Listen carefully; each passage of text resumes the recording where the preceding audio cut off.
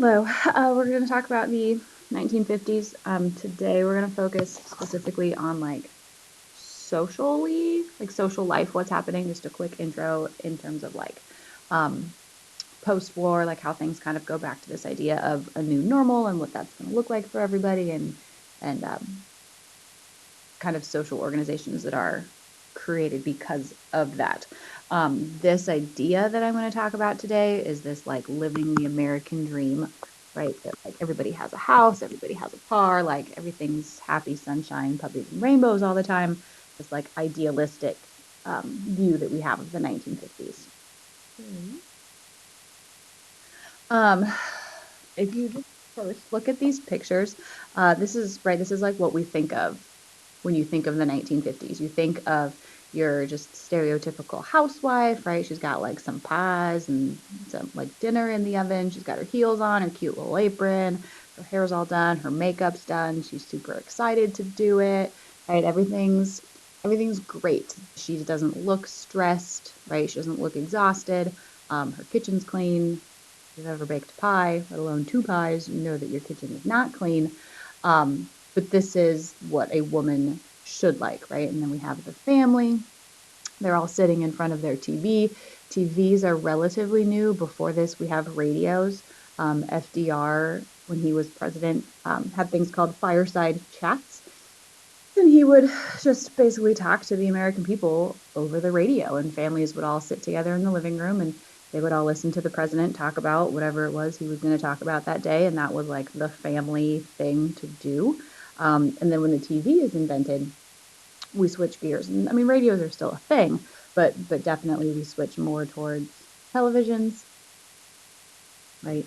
They didn't know not to sit that close to the television. That comes later. And then this cartoon down here, right? All of the men are all coming home at the same time. They're wearing the same thing. They all have the same houses. It's this cookie cutter expectation of what life is. Everybody's living the same life because that's the American dream, and that's what's going on. Okay. So first, this idea of economic readjustment. So just like after World War One, after World War Two, we need to figure out like what the heck we're gonna do for our economy. Because during the war, right, we switched to be producing things for the war effort. We're building airplanes, we're building guns, we're building bombs. Um, we're doing all these things in an effort to like support the war with actual products and also economically to support the war. Once the war's over, right, we don't need to be mass producing weapons anymore. That's not a thing that we have to do. So we have to kind of like switch our mentality of what is our government going to be? What do we find important? What do we find necessary? And what do we want to be our like production center? Um, some of you in your research talked about this idea of rationing. So during the war, there's shortages because a lot of products are being sent to the war effort, means that civilians at home don't get them. Also, things are more expensive because there's shortages, right? There's not as many, so they're more expensive. So that's been going on for the last 2 years. The war is over, everybody's home, everybody has a job. So now there's this economic boom. So we're able to produce more because consumerism is a thing and everybody wants to start buying stuff. The GI Bill of Rights, um, after the war was over, the government was like, well, we should probably do something to honor the people who fought in the war instead of just like a handshake and saying, hey, thanks, dude, appreciate it. We should do something. So the GI Bill of Rights does a couple of things. Um, the most well known thing that it does is it says that anybody who's in the military can go to college on the federal dime. Like the federal government will pay for it. It's still a thing today. So if you serve in the military, the government will pay for you to go to college. If you decide you don't want to go to college, but you have kids, that money can then be transferred to your children, and then they can go to college for free um, as a like, hey, thanks for serving in the military. It also helps with like home loans, helps buying with houses, just to kind of make like soldiers' assimilation back into American society a little bit easier and a little smoother. Because everybody's moving back home, and we'll get to the baby boom in a second, but we need to start building homes. Okay. I've never built a house, but I would assume It's not the easiest of things, right? Especially in San Diego, like I feel like construction takes forever. It's so annoying. So this guy, William Levitt, decides that instead of each house being specifically designed by the family, it's going to be a lot faster and more streamlined if we just build the same exact house over and over and over again. Which we still do this. If you go to like the new neighborhoods or like a lot of gated communities, it's like the same four houses over and over again. It's like house A, B, C, D, and then it starts over. Like maybe they're different colors or something, but it's the same house design because it's significantly easier and faster because you buy the same products, you buy the same building materials, it's the same blueprints. You can just bang them all out really quick. It's repetition. You're just doing the same thing over and over again, which means that houses are like they're being built really quickly. So people are able to buy homes faster, which then again goes back to this economic boom because we're putting all this money back into the economy. Lastly, conglomerates and franchises. McDonald's, right? McChickens are life. If you've never had a McChicken, you're missing you're missing out. You need to go to McDonald's right now and get a McChicken, and you can thank me later. But businesses, yes, they're still big businesses, right? McDonald's is like a big corporation. However, you as an individual, you can own one location. Same with 7-Eleven. You don't own all of 7-Eleven, like you don't own the whole company, but you own that one specific location. So you can basically be a business owner and make decisions for your business instead of just being an employer, or sorry, an employee. And then the baby boom. Okay, I know the whole okay boomer thing is a thing, I guess. It's this, okay, right? Like Soldier Johnny has been gone in the war for 3 years. He comes back to his sweetheart Susie and he's like, look, babe, I survived the war. Let's get married. And they do. And then 9 months later, there's a baby. And then, like, 11 months later, there's another baby. And, like, just young couples start popping out babies all the time. Which is why it's called the baby boom, because there's a boom in the, like, number of babies that are born. There's argument about the years that, like, constitute the baby boom. It's typically, I think we say, oh, that should be a four, 1948, like 1962-ish. Um, there's some debate on what the baby boom actually is. Some say it didn't actually start till like 52, but it's generally agreed that like 48 to 62 is the age of the baby boom. And then we get this idea of social conformity. Social conformity is this idea that you are going to conform or you're going to like melt into this idea of what you should be because society told you so. That's why we think of like whenever we say life in the 1950s, this is what we think of because of social conformity. That's what you all had to become. If you weren't this, if your family wasn't doing this, you were doing it wrong, right? This is still a thing. Okay.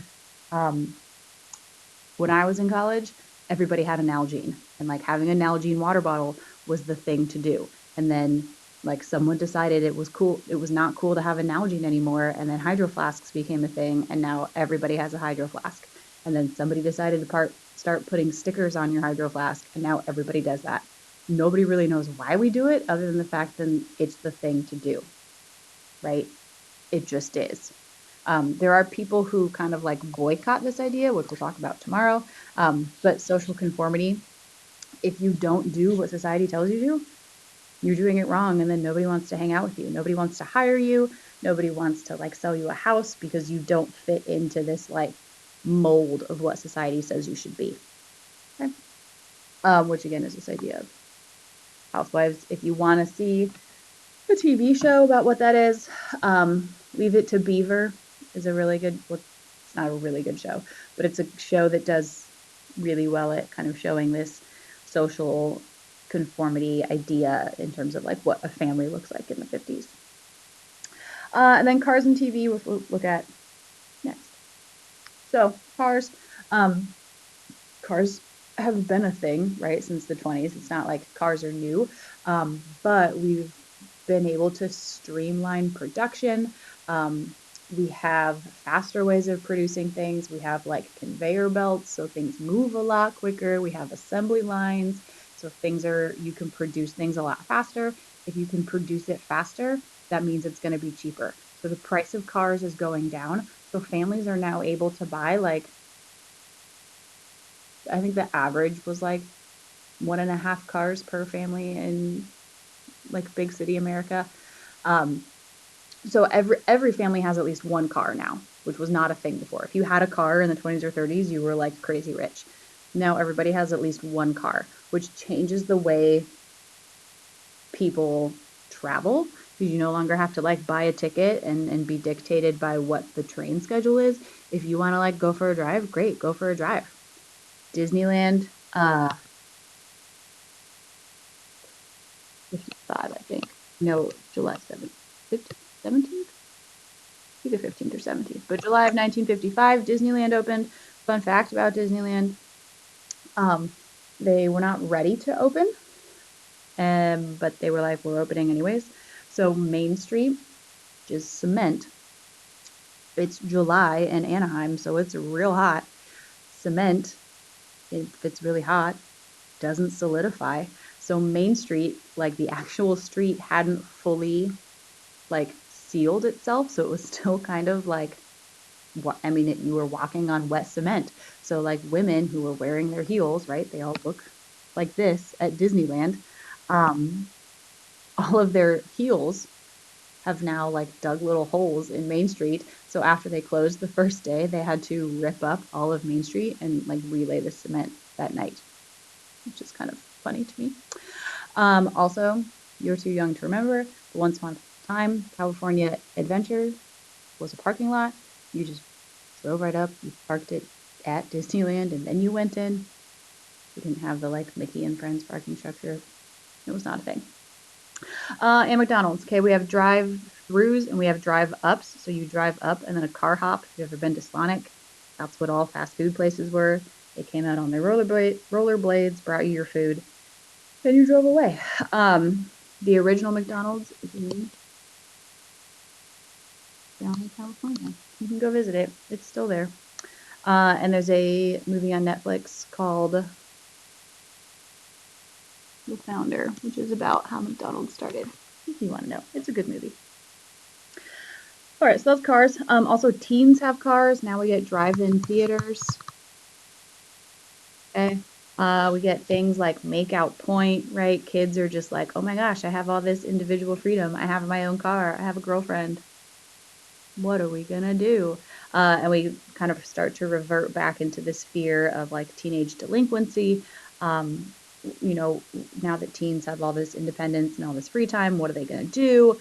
But also, like, we just won the war, so nobody really worries at first because everything's fine and everybody's happy and there are no problems in the world, so it's fine if little Johnny takes the car out with his friends. And then the television. Um, TVs had existed. They didn't exist in single family homes for a while because they were really expensive. Once everybody got a TV, we had to figure out how we were going to regulate the TV. So we create this thing called the Federal Communications Committee. They're the ones who determine what TV shows are on at what time. Okay, that's why you don't have like CSI on a Saturday morning at 8 o'clock, right? That's when the cartoons are on. You don't have cartoons on at like 7 p.m. because that's when the kids are asleep and the parents are watching TV. So they're the ones who determine what is on what channel and what is on at what time. Also, you know how you can watch TV 24 hours a day? You couldn't do that in the 50s. Like at 9 o'clock, TV was done. Like there was nothing else on. So your TV would just go all like black and white fuzzy until the morning when like TV shows started again.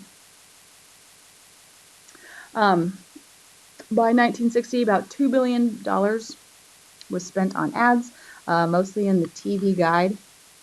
Okay, the TV Guide was a book that for the entire week it would say like what channel was showing what show at what time. So now TVs have like the little guide thingy. You can just push guide. This was our guide. You had to take out the book. My brothers and I would like sticky note it and put circles around the shows that we wanted to watch, and then my parents would like make the final schedule of what TV show we were all gonna watch. This is like the OG Gerber baby. TV dinners, uh, they exist. Okay, they were wrapped in foil. You put them in the oven. TV trays exist. Like the idea of sitting around the TV like this still exists. But then once we figure out how to like have pre-cooked, like pre-made meals that you can heat up in 5 minutes, makes the mom's life really easy, right? Now you can just take a pot roast, and instead of cooking a pot roast for 4 hours, you can cook a pot roast for 10 minutes. Boom, dinner's done. So it changes the way we view entertainment because it's a lot easier. It's a lot easier to access. It changes the way we as a family function. Families towards the end of the 50s are no longer all sitting around the dinner table eating dinner at the same time. So everything is more like easy access, simpler, more streamlined, which on one hand is nice because everything's fast and cheap. But on the other hand, we start to see a decline in this like American dream family lifestyle of, mom, dad, and two kids. We all eat dinner at the table. Little Johnny like shows off his schoolwork and whatever. And that like nuclear family that we're so used to in history starts to kind of fall apart in the 50s. Okay. So that's your quick intro to the 50s. We'll talk tomorrow a little bit more about like specifics in terms of the beginning of the fear of communism. We'll talk a little about beatniks, but that's our quick look at TV, cars, and housewives. I feel like that should be a TV show or something.